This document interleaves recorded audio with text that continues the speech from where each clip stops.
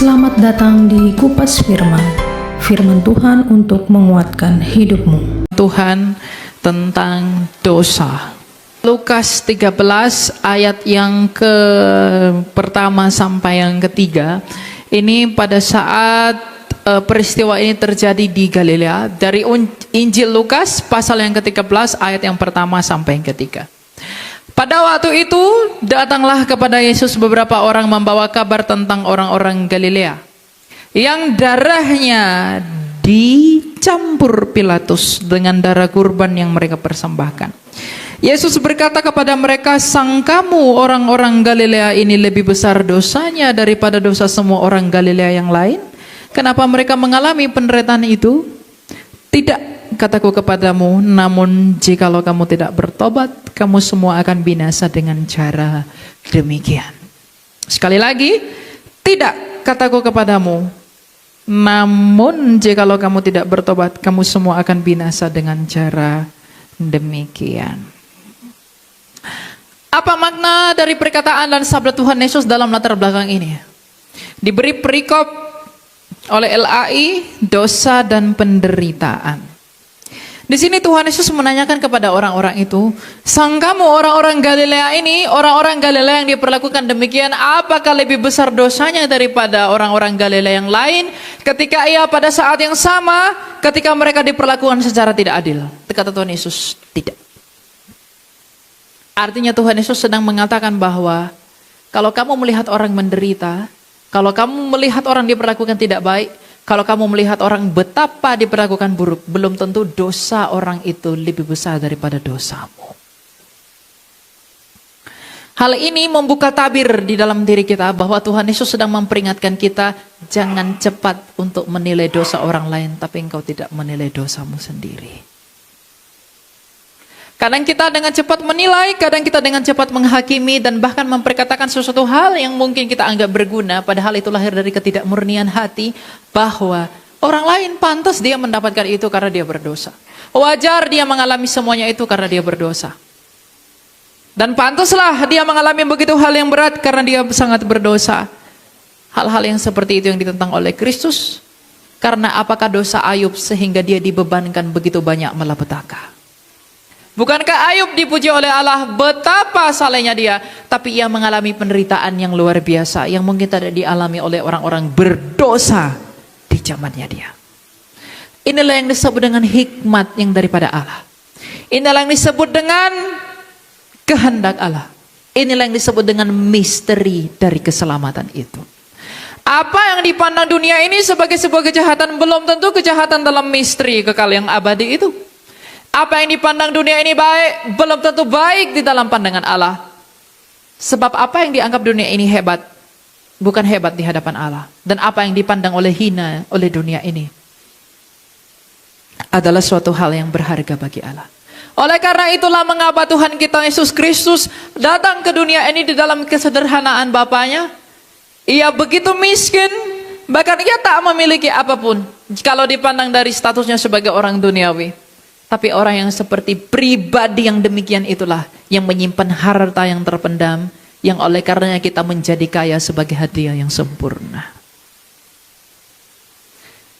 Sabda Tuhan Yesus ini mengajarkan kita untuk apa? Untuk mencari hikmat itu, karena hikmat itu terpendam di dalam. Kamu tidak bisa menilai misteri Allah di dalam cara berpikir dunia yang sia-sia. Dan kita tidak bisa melihat Allah sebagaimana dunia melihat Allah. Ketika orang-orang dunia melihat Kristus seperti penyamun yang di sebelah kirinya. Jika engkau memang anak Allah, selamatkanlah dirimu. Bukankah engkau dapat berbuat hal yang lebih besar? Dunia memandang demikian. Betapa bodohnya Mesias itu. Mengapa kalau ia adalah anak Allah, mengapa ia tidak menyelamatkan dirinya dalam kuasanya? Ia dipandang bodoh oleh dunia. Tapi di dalam kebodohan itu ada hikmat yang tak dapat dipahami oleh dunia. Hikmat Allah itu tersembunyi bagi mereka yang mencari hikmat itu. Masalahnya di dalam pertobatan kita, apakah kita mencari hikmat itu? Apakah kita mengejar hikmat itu? Dan apakah kita merindukan hikmat itu? Apakah kita merindukan hikmah yang datang daripada Allah itu? Apakah kita menginginkan itu? Apakah kita mendambakan itu? Kalau Yang kita cari bukanlah hikmat. Kita tidak akan mengerti, bahkan ucapanmu engkau mengaku percaya kepada Kristus, itu tidak akan membawamu kepada pengertian yang benar mengapa kita percaya kepada Kristus.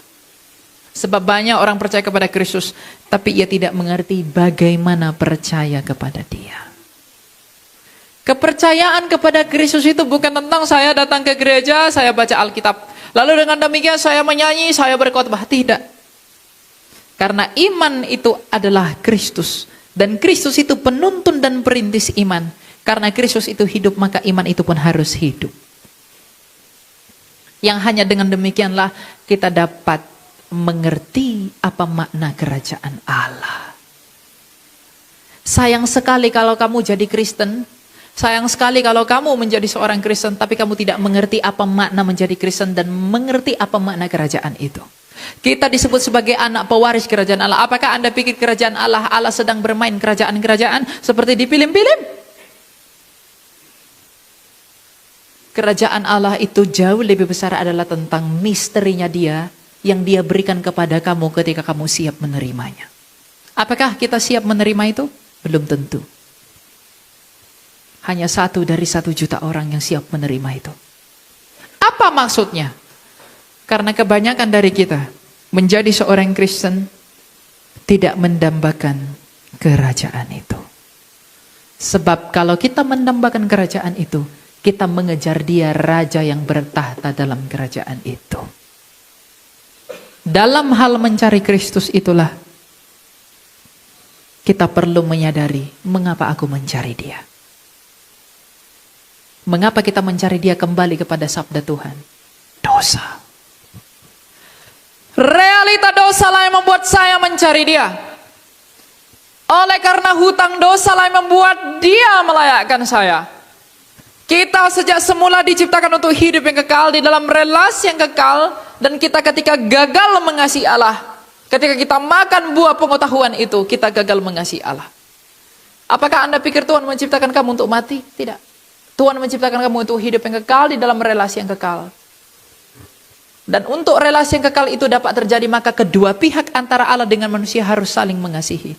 Allah mengasihi manusia dengan memberikan semua yang jadi. Hari pertama, kedua, ketiga, keempat, kelima, Dia ciptakan semua dengan baik. Dan hari keenam manusia diciptakan. Artinya semua yang baik itu sudah jadi, baru manusia diciptakan untuk menikmati semua yang baik itu. Jadi Allah menciptakan saya dan kamu bukan untuk kita menyembah Dia, bukan. Tapi agar kita menikmati kasih-Nya Dia. Dan Allah mengasihi manusia dengan begitu sempurna, dengan memberikan semua apa yang ada di semesta ini bagi manusia. Tetapi agar hubungan yang kekal itu dapat terjalin, agar hubungan yang kekal itu menjadi romantis, maka manusia itu pun harus mengasihi Allah. Tapi manusia itu tidak tahu bagaimana caranya mengasihi Allah. Maka Tuhan mengatakan, caramu mengasihi aku adalah jangan makan buah pengetahuan itu. Jadi jangan Anda pikir buah pengetahuan itu adalah ujian buat Adam dan Hawa. Itu bukan menguji. Itu adalah cara yang Allah beritahu kepada Adam dan Hawa. Beginilah caramu mengasihi aku. Oleh karena itu Tuhan Yesus pernah bersabda, jikalau kamu mengasihi aku, kamu pasti melakukan perintahku.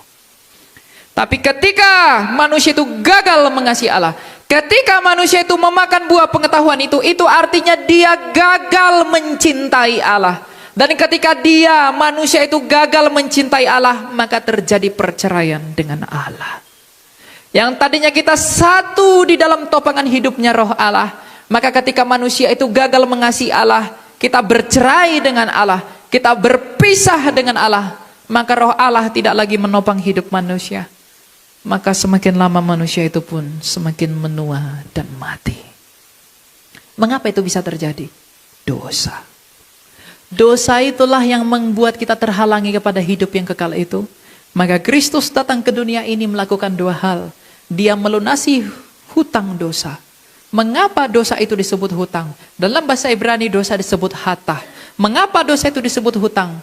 Karena ketika Adam dan Hawa berdosa, dia artinya dia berhutang kasih kepada Allah.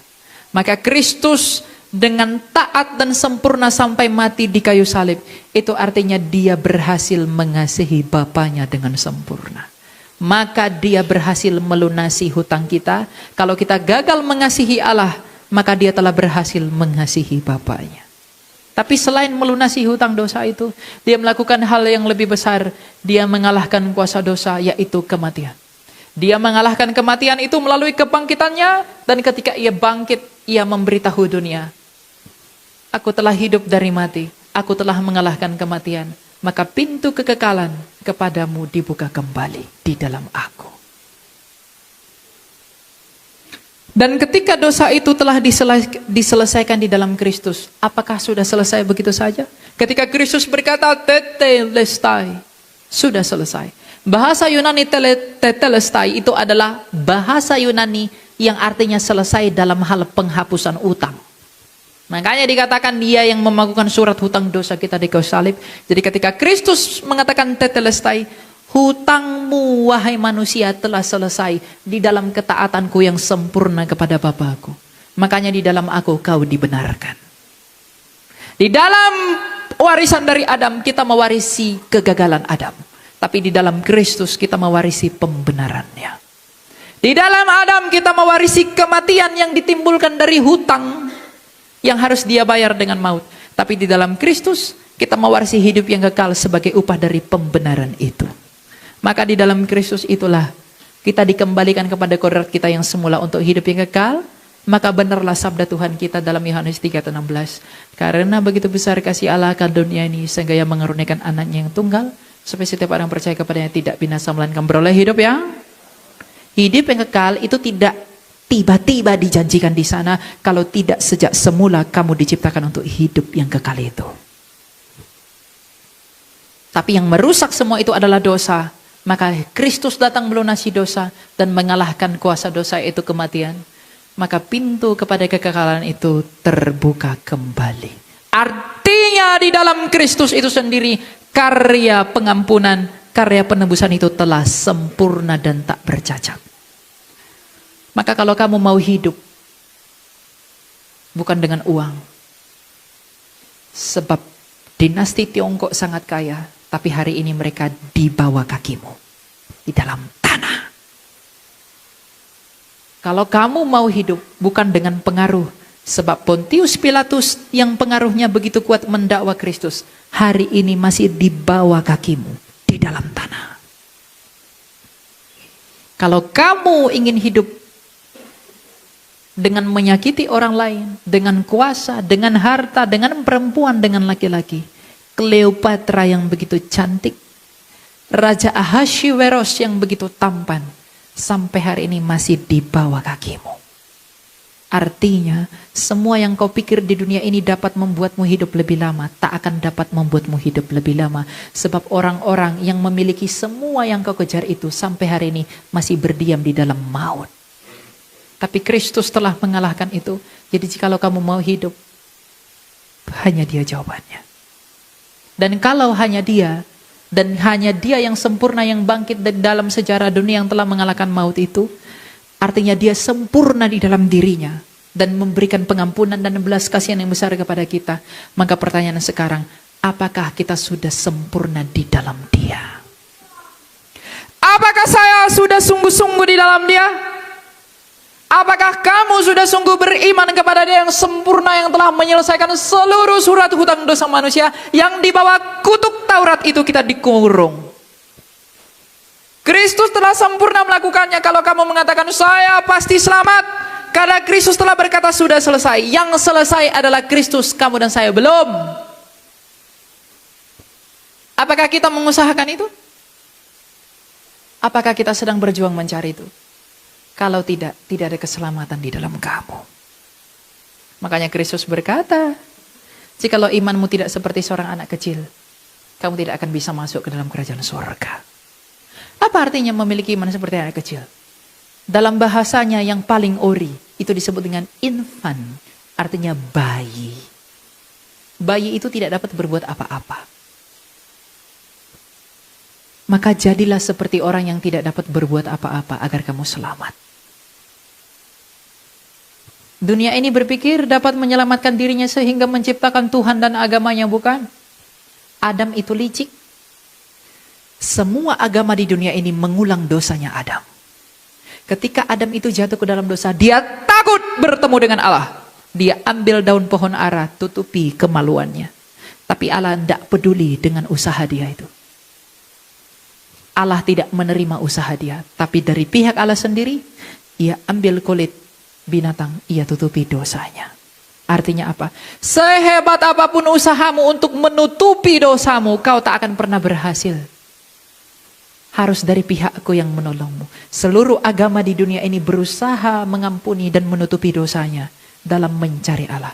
Tapi hanya Kristus yang berkata, aku datang mencari domba-dombaku yang terhilang. Dan hanya Kristus yang berkata, hanya aku yang dapat menolongmu. Adam itu licik. Licik sekali. Dan manusia di dalam kebodohannya, di dalam ketidakpunyaannya dari hikmat yang ilahi itu, dia mengulang dosa nenek moyang kita. Agama sana lihat batu bagus diciumnya. Lihat pohon bagus disembahnya. Lihat patung dewa-dewa disembahnya. Mereka berusaha membuat Tuhan mereka sendiri. Berusaha membuat Allah mereka sendiri. Karena ketakutannya. Dia takut akan binasa, dia ciptakan Tuhannya sendiri. Tapi itu tak akan dapat menolongnya. Karena daun ara yang dipetik oleh Adam tak dapat menolong Adam. Tapi kulit binatanglah yang dapat menolong dia, yang dibuat oleh Allah. Kulit binatang yang penuh dengan darah segar itulah yang dapat menolong Adam itu. Maka hanya Kristus yang berlumuran darah itulah yang dapat menolong manusia.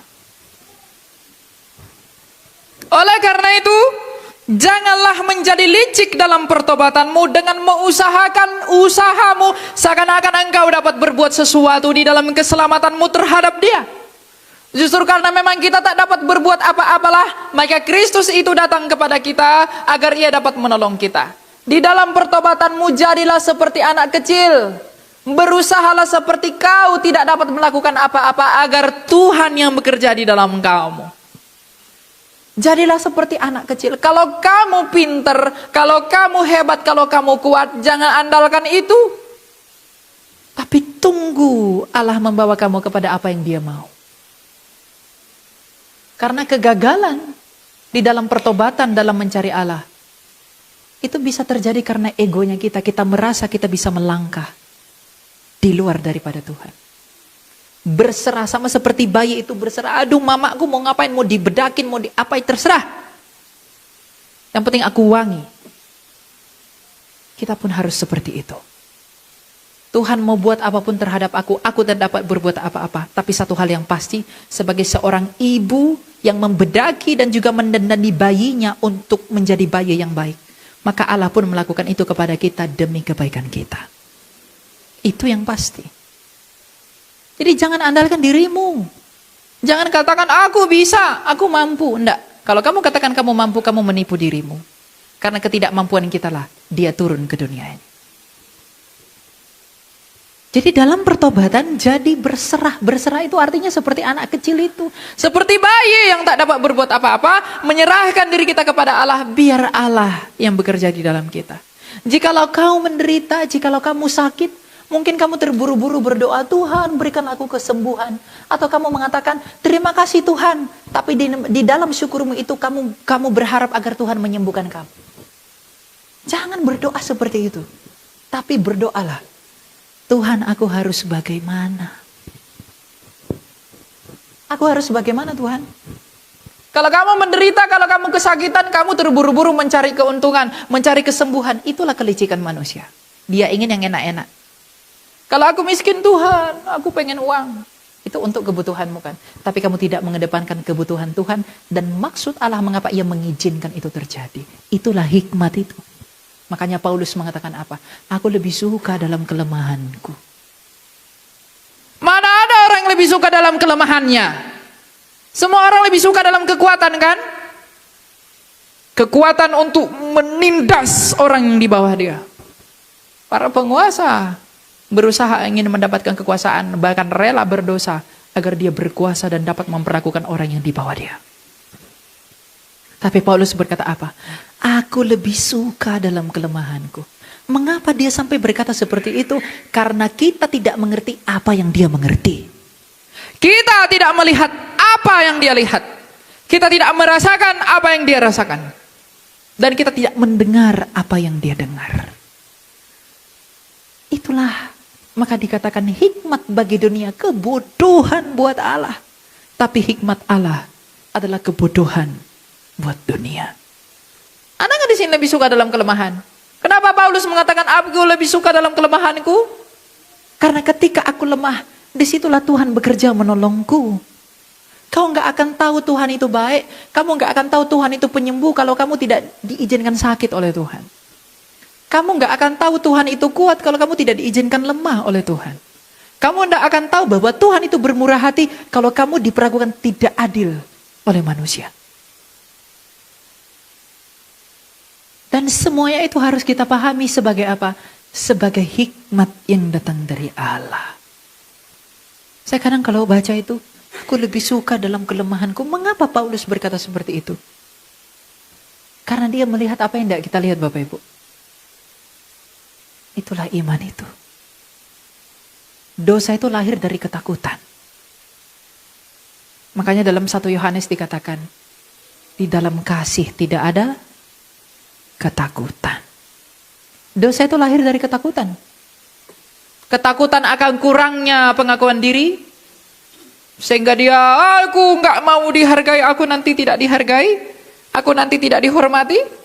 Maka agar aku dihormati, agar aku dihargai, aku harus punya barang-barang yang bagus. Aku harus punya banyak uang. Maka dia rela menipu, dia rela korupsi demi uang, agar dia diakui. See? Anak-anak muda juga begitu. Agar aku diakui, aku anaknya si ini, anaknya si itu. Agar aku diakui pintar dan lain sebagainya. Wah, sibuk melakukan banyak hal demi validasi diri, demi kepentingan diri sendiri. Dosa itu muncul dari ketakutan. Maka Tuhan pernah berkata, jangan takut. Kalau kasihmu itu kurang kepada Allah, kamu akan takut. Tapi kalau kita mengasihi Allah, kita nggak akan takut. Sebab kita percaya kepada sabda dia, jangan takut.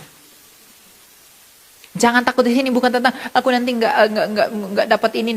Nggak gitu. Ini dalam pertobatan konteksnya. Jadi jangan berpikir ini tentang kemakmuran. No, saya nggak bicara itu. Itu tidak penting. Itu pasti memberkati berlimpah-limpah, saya kepala bukan ekor apa segala. Itu tidak penting.